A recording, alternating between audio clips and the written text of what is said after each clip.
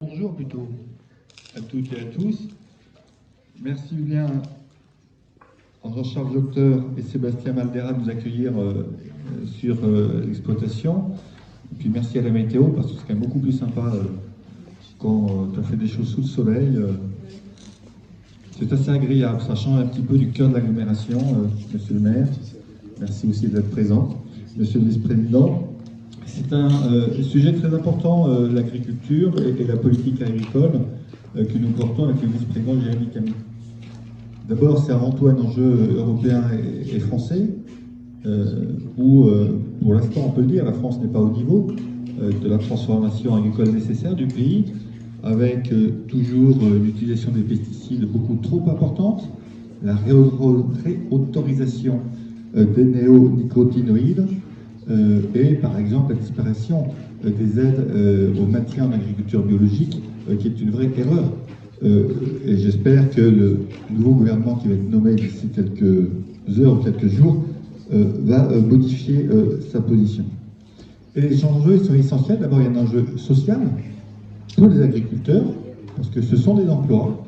Et transformer l'agriculture, c'est aussi permettre aux agriculteurs de vivre au mieux de leur métier, de ne plus être exposés à des produits toxiques, et puis de redonner du sens à leur métier, parce que c'est quand même beaucoup plus satisfaisant quand on produit quelque chose et on sait qui le consomme, sur un marché, qu'on vend du pain avec quelqu'un qui va le manger, plutôt que de produire des denrées qui partent on ne sait où, qui sont transformées on ne sait comment, et qui font 3 fois le tour de l'Europe avant d'être consommées dans des états très particuliers. Donc c'est un enjeu d'abord pour les agriculteurs, c'est un enjeu naturellement environnemental, de protection de la ressource en eau, en luttant contre les pesticides, des enjeux climatiques qu'il faut prendre en compte avec des productions qui subissent de plus en plus les aléas. On était allé voir malheureusement les maraîchers à Irini notamment, qui avaient perdu toute leur production l'année passée. Et puis un enjeu d'alimentation, donc un enjeu de santé et de qualité. L'alimentation, c'est essentiel. Donc une alimentation saine, c'est quand même un objectif fort.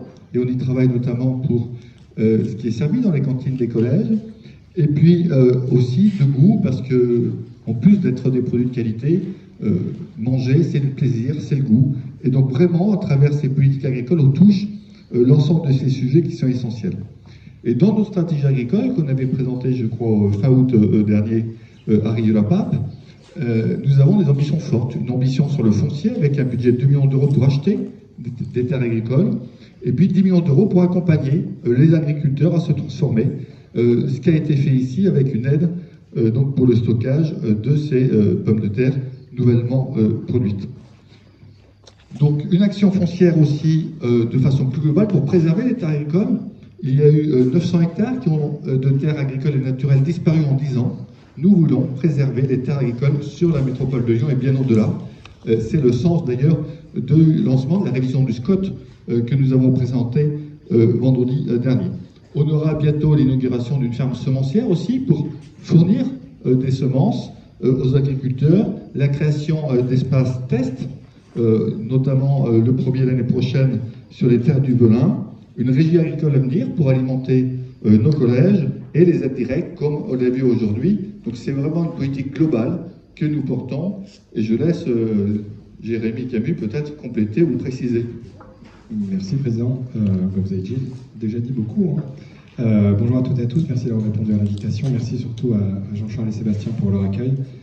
C'est génial de pouvoir nous faire visiter ce matin la magnifique ferme que vous exploitez aujourd'hui.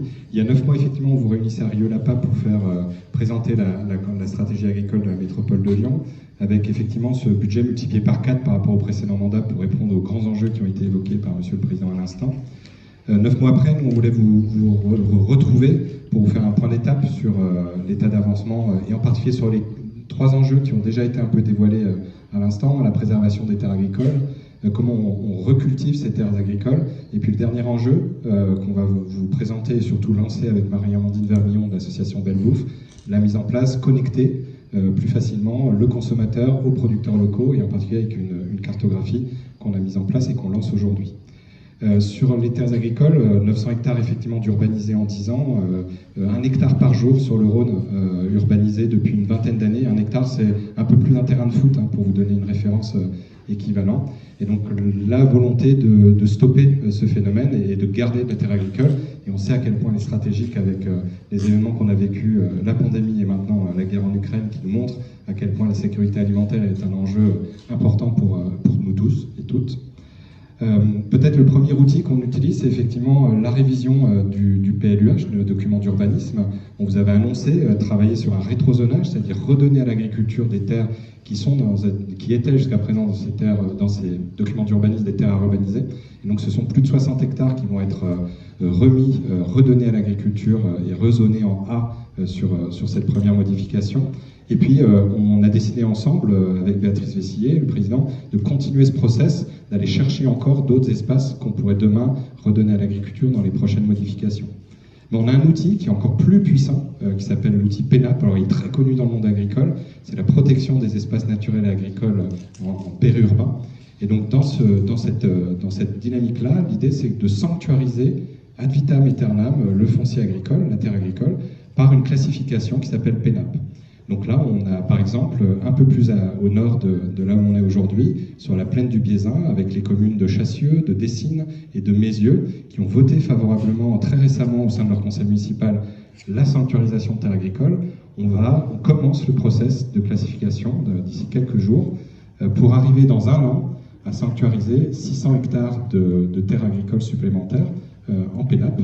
Et puis, si d'ici la fin du mandat, par exemple, au nord de la métropole, à Quincieux, par exemple, si Quincieux prend la même dynamique que ses collègues communes de Dessines, Mézieux et Chassieux, on pourrait classer à nouveau plus de 1000 hectares supplémentaires en PENAP.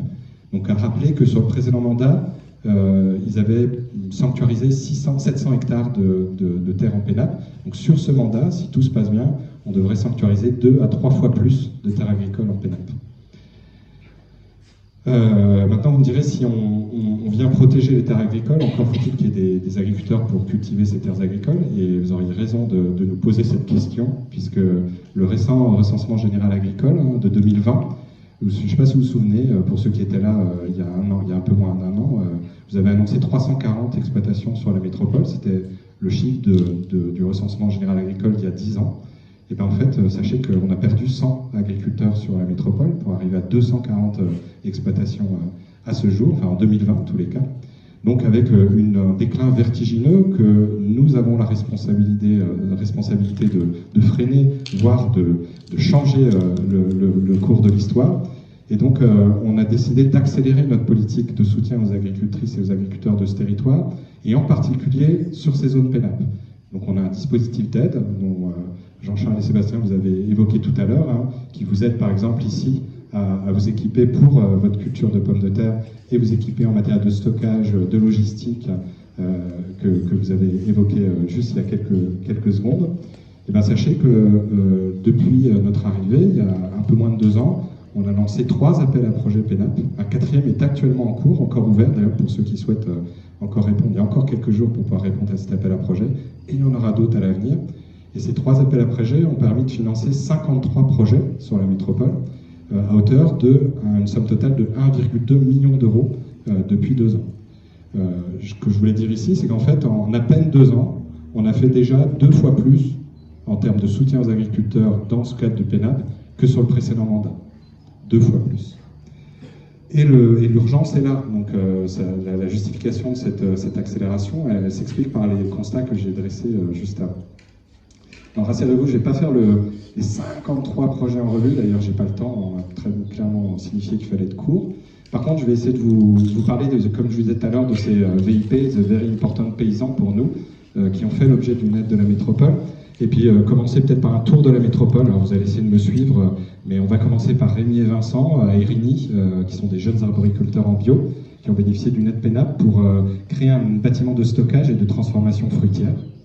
On peut monter un petit peu plus à Saint-Genis-Laval avec la famille Dumas, qui a bénéficié aussi d'une aide PENAP pour créer une unité de transformation, là plutôt orientée vers la pomme. On peut passer par Collonges, le plateau des maraîchers de Collonges au Mont d'Or, plus au nord de la métropole, avec Anne-Laure, qui a bénéficié de l'aide pénale pour s'installer en maraîchage bio sur le plateau de Collonges. Timothée, un jeune viticulteur qui est à Pôlémieux, qui avait besoin d'optimiser ses cultures, en particulier le travail du sol dans ses vignes et également le travail d'irrigation, qui a bénéficié aussi de cette aide pénale pour améliorer tout ça. On a Félix, Joseph, Thibault, qui sont des tout jeunes maraîchers qui viennent de reprendre la ferme de Curis, qui ont bénéficié aussi de cette aide pénale pour eux aménager leur espace de vente directe à la ferme. Donc encore une fois, beaucoup de producteurs aujourd'hui se mettent à faire de la vente directe à la ferme, et j'en parlerai un peu plus après.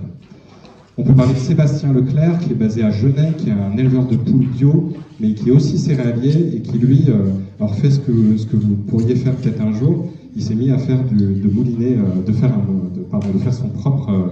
sa propre farine avec ses céréales. Et donc, on l'a aidé à acquérir ce moulin. Alors, c'est intéressant de voir l'acquisition de matériel, mais ce qui est intéressant derrière, c'est l'activité que ça génère et ce que ça génère en termes d'emploi. Et donc, grâce à cette activité, en fait, Sébastien va pouvoir travailler à temps plein avec son épouse sur son exploitation, ce qui n'était pas le cas jusqu'à présent. Donc, quand on dit infléchir la dynamique de perte de paysans sur la métropole, ben voilà, ces aides, elles servent aussi à ramener aussi de l'activité et de l'emploi sur le territoire. Je citerai Sandrine et Stéphane, qui est juste ici, qui a bénéficié aussi dans la Sillonnaire, respectivement à Mézieux et à Saint-Priest, d'aider à l'acquisition d'une unité de tri céréalière, un peu comme ce que vous voyez ici, même si je vais me faire taper sur les doigts, parce que c'est peut-être pas tout à fait le même équipement. Et puis pour terminer, effectivement, et je ne vais pas le rappeler ici, Jean-Charles et Sébastien, qui ont bénéficié de cette aide pénale pour leur production de pommes de terre. Pareil, vous pourriez me dire, c'est bien d'avoir des terres agricoles, c'est bien d'avoir des paysans, mais encore faut-il que les consommateurs lyonnais bénéficient de ces productions. Et c'est vrai qu'on a un autre constat assez grave, c'est que 95% de la production qui est réalisée sur ce territoire sort de notre territoire pour aller alimenter d'autres bassins de consommation. Alors bien heureux pour ces bassins de consommation, mais en l'occurrence, les Lyonnaises et les grands Lyonnaises et les grands Lyonnais ne bénéficient pas forcément de cette production. Donc notre défi, c'est dans un premier temps de connecter cette production locale aux consommateurs locaux. Et donc, on l'a vu pendant la pandémie, on en a fait en tout cas, vous avez fait beaucoup de reportages sur les fils pour aller s'approvisionner dans les fermes, les étudiants qui avaient du mal à s'approvisionner. Et donc, on a eu une explosion de vente directe, dans les fermes et dans les magasins de producteurs. Et on avait à l'époque, ça va peut-être passer en dessous des radars pour vous, mais mis en place une cartographie qui permettait aux habitants de repérer là, à côté de chez eux, ce qu'il pouvait y avoir comme approvisionnement plutôt en production locale. Et donc cette carto, on a décidé de capitaliser dessus et surtout de faire une carto un peu augmentée, participative, et je laisserai Marie-Amandine expliquer là où on en est. En tout cas, aujourd'hui, on lance cette carto, elle est visible depuis quelques minutes maintenant sur l'URL mangerlocal.grandlyon.com, mangerlocal.grandlyon.com. Pour terminer, je voulais juste vous donner quelques invitations pour des prochaines échéances. Typiquement, le 17 mai prochain, je vous invite à la Cité internationale de la gastronomie. On fait une journée assez dense avec les greniers d'abondance et avec Belle Bouffe en particulier, sur la sécurité alimentaire, sur l'enjeu de sécurité alimentaire et de résilience alimentaire, un événement d'envergure nationale qui ramène des experts autour de ce sujet, et Lyon va devenir pendant une journée la capitale de la résilience alimentaire. Début juin, vous l'avez dit tout à l'heure, on inaugurera la ferme semencière de Charly, la date vous sera communiquée très prochainement, la première ferme semencière métropolitaine, avec un focus assez fort sur justement les enjeux en termes d'adaptation de l'agriculture au changement climatique, à travers des semences résilientes à ce changement climatique. Donc on en parlera beaucoup plus à ce moment-là si vous le souhaitez. À la rentrée scolaire, on vous invitera dans nos cantines exemplaires, où nous pourrons d'ailleurs présenter nos premières avancées sur nos objectifs dans la restauration collective. On avait parlé aussi ensemble il y a un peu moins d'un an. En fin d'année, on vous présentera notre grand plan bio pour continuer à faciliter l'installation et la conversion de l'agriculture biologique. Et puis rendez-vous dans un peu moins d'un an, si tout se passe bien, effectivement à Vaux-en-Velin, pour vous présenter le premier incubateur de paysans, de very important paysans, qui prendra place à Vaux-en-Velin, dans une propriété dont nous venons de faire l'acquisition il y a quelques semaines, qui va se transformer en un espace test pour accueillir des jeunes ou moins jeunes agriculteurs ou agricultrices qui souhaitent se lancer dans le maraîchage en agriculture biologique sur les terres du Velin. Voilà, merci pour votre écoute. Bien sûr, on sera évidemment à votre disposition pour répondre à vos questions, mais peut-être dans l'enchaînement, Marie-Amandine nous présenter cette carto. Merci. Bonjour à tous et à toutes. Je suis ravie d'être ici ce matin. Je tiens à remercier Bruno Bernard et Jérémy Camus de m'avoir invité et bien sûr Jean-Charles et Sébastien de nous avoir accueillis ici ce matin. Le travail que vous accomplissez, il est vraiment impressionnant, il est inspirant et il s'inscrit totalement, nous, dans le modèle agricole et alimentaire pour lequel on milite au quotidien dans notre association Belle Bouffe. Notre association Belle Bouffe, on mène des actions pour favoriser l'accès de tous à une alimentation de qualité, digne et durable, pour aussi mieux comprendre ce qui se cache derrière nos assiettes. Pour ça, on va développer des démarches d'éducation populaire pour reprendre le pouvoir sur son alimentation en tant que mangeur. On mène aussi des actions pour valoriser celles et ceux qui nous nourrissent, et c'est aussi pour ça que je suis là ce matin et je vais vous présenter notre projet. Et puis aussi au quotidien, en tant qu'association, on constate l'engagement de la métropole dans la transition alimentaire. Et donc je vais vous partager l'un des résultats de cet engagement, le projet Manger local, donc un service numérique participatif créé donc en partenariat avec la métropole de Lyon, qui va mettre en lumière les producteurs, les productrices de notre territoire, leur travail, leurs engagements et ce qui les lie aux habitants. C'est un projet qui vraiment fait le lien avec les mangeurs. Donc, par exemple, ce week-end, j'étais avec une dizaine d'habitants dans le 8e arrondissement, donc des habitants qui ont été mobilisés par le Secours catholique, et on a fait ce qu'on appelle, nous, une balade cartographique. Donc on est allé ensemble s'interroger sur l'offre alimentaire qu'il y avait dans le quartier des États-Unis, et on s'est notamment rendu sur le marché et aller rencontrer les forains. Et donc l'objectif avec les participants, c'était de dialoguer avec les différents commerçants qui étaient présents sur le marché, de récolter leurs réponses pour comprendre les produits qu'ils vendent, d'où viennent leurs produits, est-ce qu'il y a des labels qui sont présents sur les étalages, les jours où le commerçant est présent sur le marché. Donc tout un tas d'informations qu'on allait collecter ensemble. Ensuite, on a pu faire un temps de débrief avec les habitants pour voir ce qu'ils ressentent en fait quand ils font ces traversées-là, ce qui les interpelle. Donc par exemple, là, ce qui a été remonté des habitants, c'est que sur le marché des États-Unis, il n'y avait pas forcément beaucoup de producteurs qui étaient présents, donc ça les a interrogés. Et puis ensuite, nous, on va mettre en commun toutes ces informations qui ont été collectées par le groupe d'habitants, pour que ensuite toutes ces informations, elles profitent à tous et à toutes, à tous les habitants de la métropole de Lyon, grâce à la carte Manger local qui va être accessible gratuitement donc dès aujourd'hui. Et le plus de cette carte, c'est que les informations qui sont accessibles sur cette carte sont ouvertes, donc sont en open data. C'est-à-dire qu'on va pouvoir accéder à ces informations, les télécharger, les manipuler, en faire ce dont on a envie. Donc on agit aussi pour plus de transparence alimentaire au travers de ce service. Et donc aujourd'hui, c'est la naissance de cette carte participative Manger local.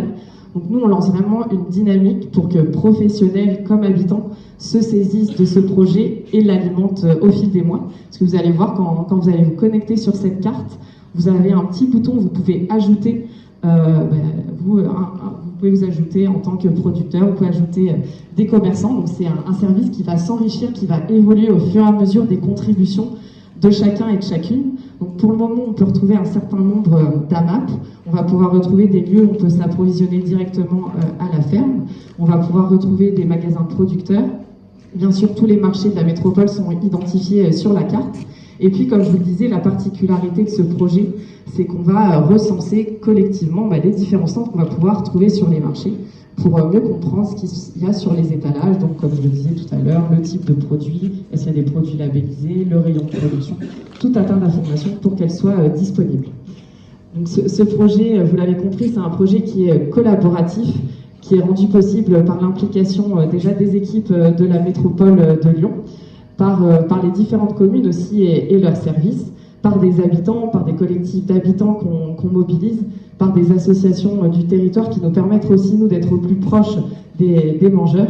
Bien sûr, nos bénévoles qui sont impliqués dans ce projet-là, et évidemment les producteurs et les marchands avec qui on est en lien et qu'on met en visibilité. Donc chez Belle Bouffe, on est très fiers et très enthousiastes à l'idée que Manger local prenne vie et soit approprié par le plus grand nombre.